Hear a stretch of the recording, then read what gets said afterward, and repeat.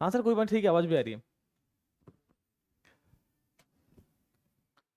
हाँ बच्चों, टेस्ट जैसा भी रहा हो कोई बात नहीं, आज सोल्यूशन देख ले पहले। भाई पहला सवाल अपना क्या कह रहा है, ध्यान दे, इधर ध्यान दो।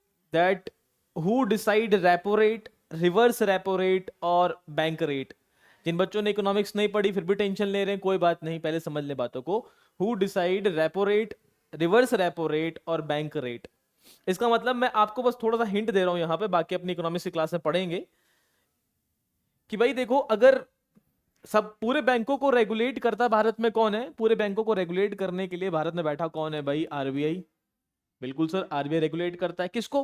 हमको ये तो पता है कि हमारा अकाउंट आरबीआई में तो नहीं है ना, तो किसका अकाउंट है आरबीआई के अंदर।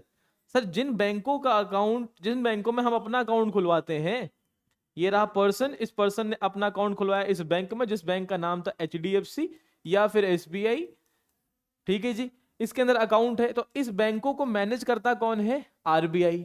तो जब बैंकों को पैसे लेने की जरूरत होती है, जब बैंकों को अपने पैसे कहीं जमा कराने की जरूरत होती है, तो किसके पास जाते हैं बेटा, आरबीआई के पास जाते हैं। आरबीआई कितने इंटरेस्ट से लोन देगा, कितने इंटरेस्ट से दोबारा बैंकों से पैसा लेगा, इन सब रेट्स को भी, इन्हीं सब रेटों को हम कहते हैं मॉनेटरी पॉलिसी ऑफ आरबीआई, जिसके तहत आरबीआई डिसाइड करता है कि भाई भारत के अंदर या पूरे भारत देश के अंदर जो मनी फ्लो होगा या मुद्रा का जो फ्लो है मार्केट में, वो कितना होना चाहिए। बात समझ गए। अब जब भी आए बेटा repo rate, reverse repo rate, ठीक है, bank rate, CRR, SLR, OMO, एमडबलएस, जो अभी ये कोई ऐसी बातें आए तो याद रखेंगे इन सबको डिसाइड करने की जिम्मेदारी किसकी होती है, रिजर्व बैंक ऑफ इंडिया की। कौन डिसाइड करेगा भाई, आरबीआई डिसाइड करता है कि what will be the repo rate, bank rate, reverse repo rate, ये सब कौन डिसाइड करेगा, आरबीआई। अब लगे हाथ बेटा वो यहाँ बैठी हुई है, तो ये भी डिसाइड कर लेते हैं कि भाई एस जो सेबी है ये क्या है भाई, security exchange board of India, security exchange board of India. तो भाई देखो, इसके साथ साथ आप ये बात समझें कि भारत के अंदर मार्केट बैंकों वाला तो है ही, उसके साथ साथ जो स्टॉक मार्केट्स होते हैं बेटा, आप सुन रहे हैं बहुत कुछ ट्रेंडिंग है स्टॉक मार्केट, तो जो स्टॉक मार्केट होता है उस मार्केट को रेगुलेट कौन सी अथॉरिटी करती है, security exchange board of India, ठीक है। NABARD, national agriculture bank for the, national bank for the agriculture and rural development, national bank for the agriculture and rural development, और एसबीआई जो है भाई आपका स्टेट बैंक ऑफ इंडिया। अब इनसे जुड़े अगर हम कुछ फैक्ट्स की बात करें, तो जो एसबीआई है बेटा, एसबीआई इंडिया का सबसे बड़ा कमर्शियल बैंक है, सबसे बड़ा कमर्शियल बैंक है, जिसकी स्थापना 1955 में हुई। लेकिन सर उससे पहले भी कुछ तो था, बिल्कुल। भारत में जब अंग्रेजों ने राज करना शुरू किया भाई, तो भारत के अंदर अंग्रेजों ने 3 बैंक बनाए, एक बैंक यहां, एक बैंक यहां, एक बैंक यहां। एक बना कलकत्ता बैंक, एक बना मद्रास बैंक और एक बना बॉम्बे बैंक। इन तीनों बैंकों को, एक बॉम्बे का, एक कलकत्ता का, एक मद्रास का, तीनों बैंकों को एक कर दिया गया। कब कर दिया गया, 1921 में।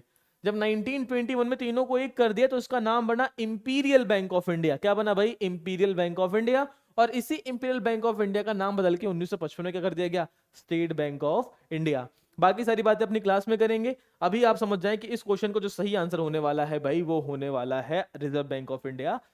अभी बातों बातों में रिजर्व बैंक के 4 हेडक्वार्टर हैं रीजनल लेवल पे, चारों जहां कहां कहां है भाई, कलकत्ता में, उसके बाद मुंबई में, दिल्ली में और चेन्नई में। साथ ही साथ आरबीआई की स्थापना 1934 एक्ट के तहत हुई थी, 1935 में स्थापित कर दिया गया था। और इस बैंक को स्थापित करने के लिए जिस कमेटी ने अपनी रिकमेंडेशन दी थी, वो कमेटी थी हिल्टन यंग कमीशन। कौन सा कमीशन भाई, हिल्टन यंग कमीशन। अब साथ ही साथ पहले ये जो आरबीआई था बेटा, ये एक प्राइवेट बैंक हुआ करता था। 1949 में 1 जनवरी को, 1949 1 जनवरी इसका राष्ट्रीयकरण कर दिया गया, मतलब it means it was nationalise on 1941 1 Jain. बात क्लियर हो गई, 1 जनवरी 1949 को इसको नेशनलाइज कर दिया गया। इस क्वेश्चन का सही आंसर आरबीआई तो है ही, लेकिन उसके साथ साथ हमने कुछ बातें एडिशनल देख ली, किससे जुड़ी हुई भाई, अपनी इन चारों बातों से, सेबी के बारे में, आरबीआई के बारे में, उसके बाद नबार्ड और उसके बाद एसबीआई। अगला क्वेश्चन बेटा, मिनिमम सपोर्ट प्राइस जो है वो कौन डिसाइड करता है, क्वेश्चन नंबर 62, कि भाई मिनिमम सपोर्ट प्राइस जो है भारत में उसको डिसाइड कौन करेगा। तो भाई chamber of commerce, ministry of finance, ministry of agriculture, cabinet committee on economic affairs. Simple बेटा, ज्यादा डिस्कशन करने वाली बात नहीं भाई। Answer number 4, cabinet committee on economic affair. अब सवाल ये है क्या है, एमएसपी होता क्या है बेटा, मिनिमम सपोर्ट प्राइस। किसान लेके आंदोलन कर रहे हैं, तो भाई मिनिमम सपोर्ट प्राइस वह कीमत है जो किसान चाहती है कि सरकार हमको हमारे वस्तुओं के बदले दे। देखिए मिनिमम मतलब कम, सपोर्ट मतलब कोई सपोर्ट कर रहा है, प्राइस मतलब कीमत। अब सिंपल सी बात है, अगर मैं किसान हूं और मैं किसान होने के नाते मैंने कोई खेती करी है गेहूं की, तो भाई मेरी गेहूं की जो उपजाऊ है, मैंने गेहूं की खेती करी है वो है 1,000 किलो फॉर एग्जाम्पल। अब 1,000 किलो में 100 किलो तो मैं अपने पर्सनल कंजप्शन के लिए अपने पास रखूंगा, बाकी 900 किलो तो बेचूंगा।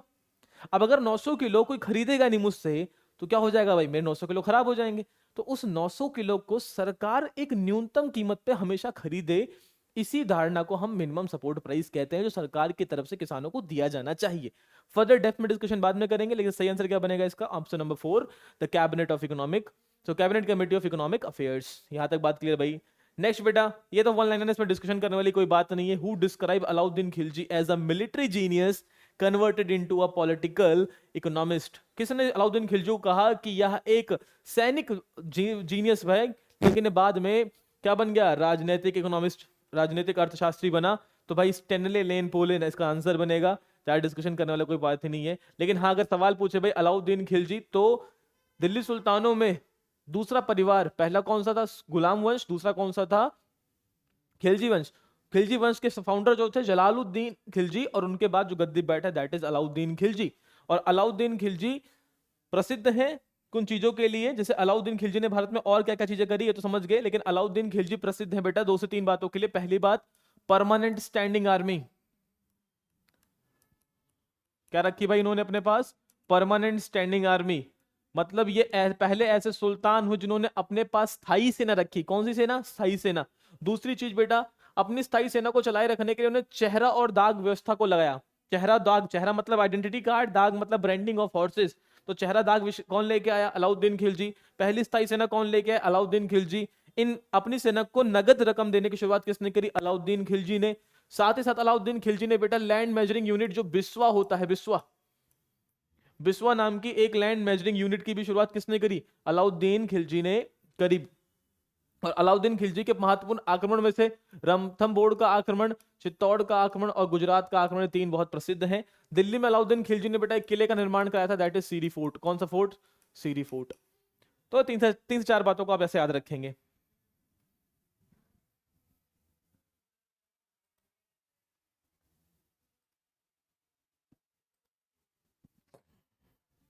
चले भाई कहानी में आगे बढ़े। ठीक, अब ये तो डिसाइड हो गया भाई अलाउद्दीन खिलजी के बारे में बहुत सारी चर्चा हो गई अपनी। एक तो इतना बड़ा पिक्चर बना दिए हैं भाई। देखो ये क्वेश्चन तो ऐसे बहुत डिफिकल्ट है, बहुत डेप्थ में पूछा गया सवाल है भाई। जनरली इस क्वेश्चन का आंसर ढूंढने ढूंढने में थोड़ा मुझे भी टाइम लग गया भाई। तो नो डाउट बेटा, ऑनेस्टी के साथ ऐसे क्वेश्चन बहुत खतरनाक होते हैं, बहुत डेप्थ से क्वेश्चन आता है ऐसा। इसमें लिखा है हु वाज अपॉइंटेड एज आमिर अखुर।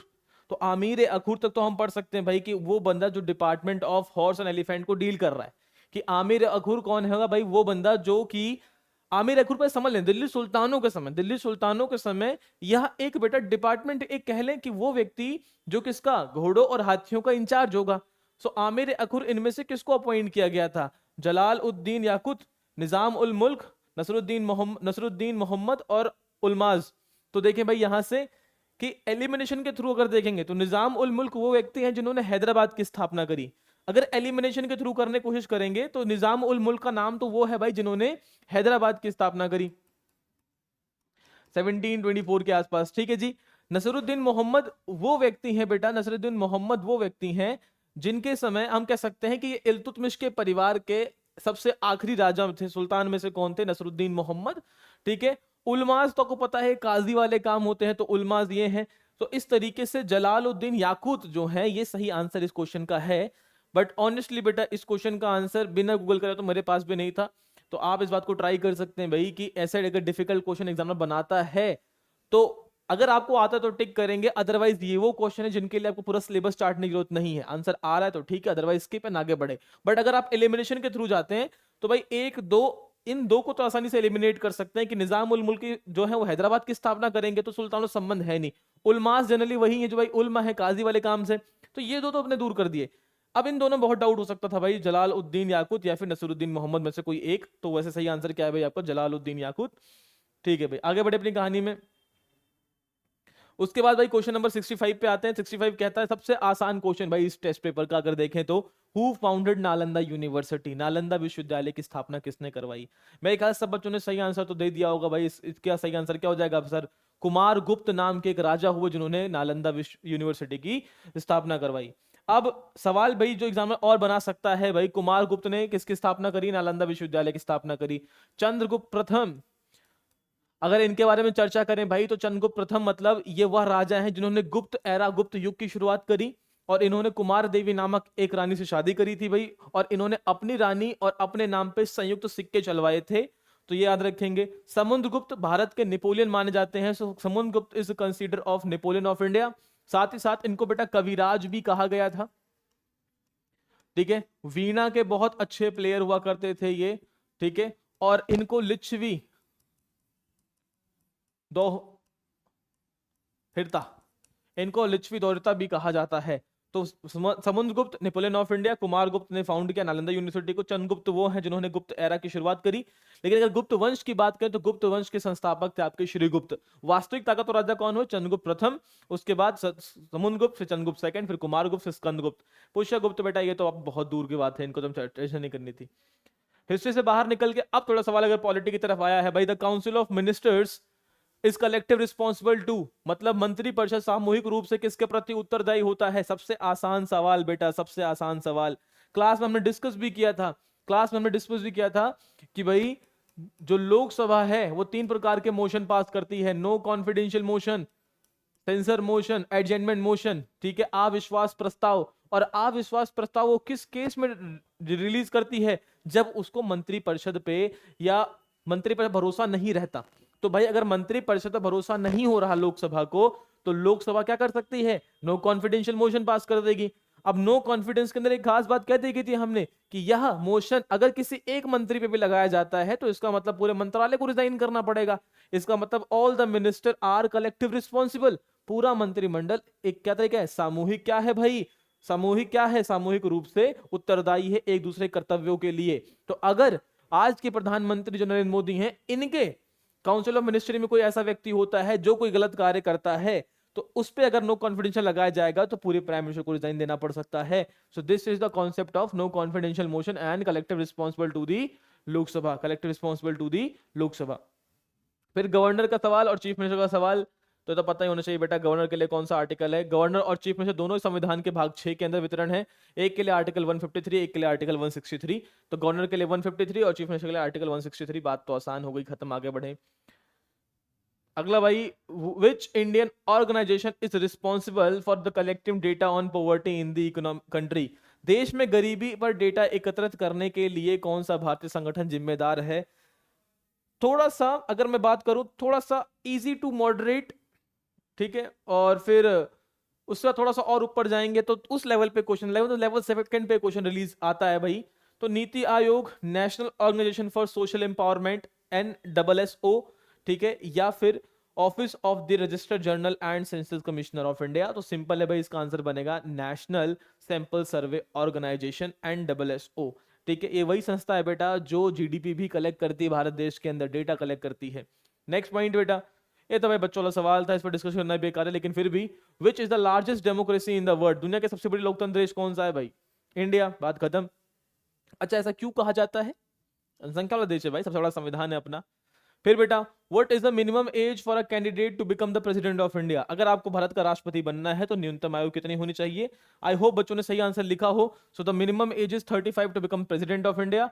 प्राइम मिनिस्टर बनने के लिए जो न्यूनतम आयु है वो कितनी है भाई? 25 साल है। मेंबर ऑफ लोकसभा बनने की 25 है, मेंबर ऑफ राज्यसभा बनने की कौन सी इमेज है? 30 साल है।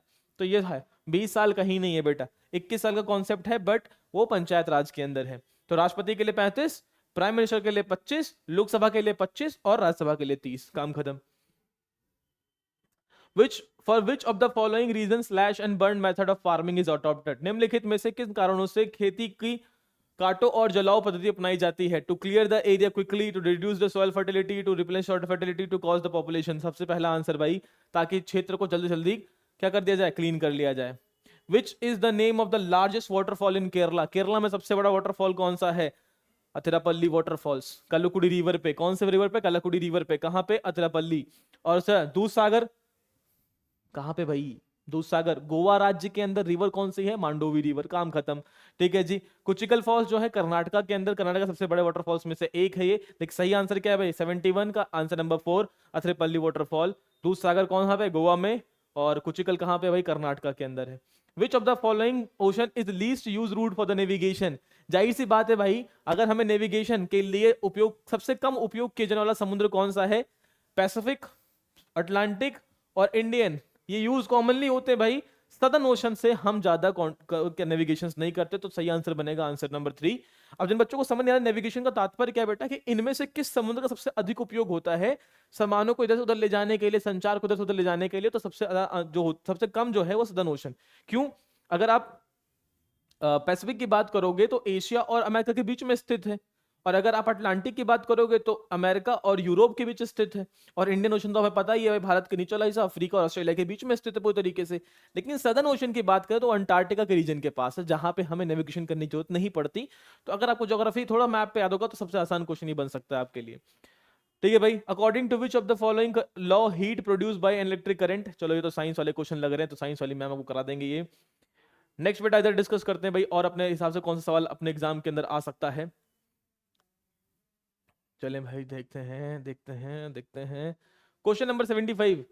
अच्छा ये तो, अच्छा, straight from the heart is the autobiography of Kapil Dev. Simple बेटा, बहुत सिंपल, कोई डिस्कशन की बात ही नहीं थी इस पे तो। त्रिशूर पूर्णम, इसका मतलब क्या है? केरल में त्रिशूर पूरम उत्सव प्रतिवर्ष किस प्रसिद्ध मंदिर में आयोजित किया जाता है?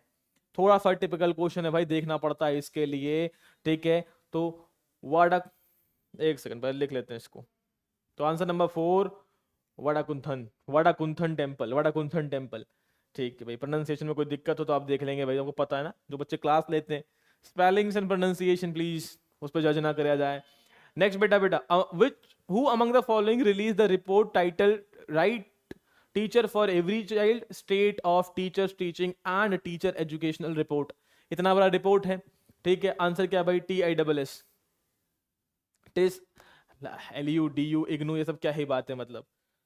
Name the initiative under the ministry of culture will showcase 1900 saris weaves and drapes at the Kartavya Path during the Republic Day parade? उस पहल का नाम बताइए जिसके तहत सांस्कृतिक मंत्रालय गणतंत्र दिवस परेड के दौरान कर्तव्य पथ पर 1900 साड़ियों बुनाई और पर्दों का प्रदर्शन करेगी।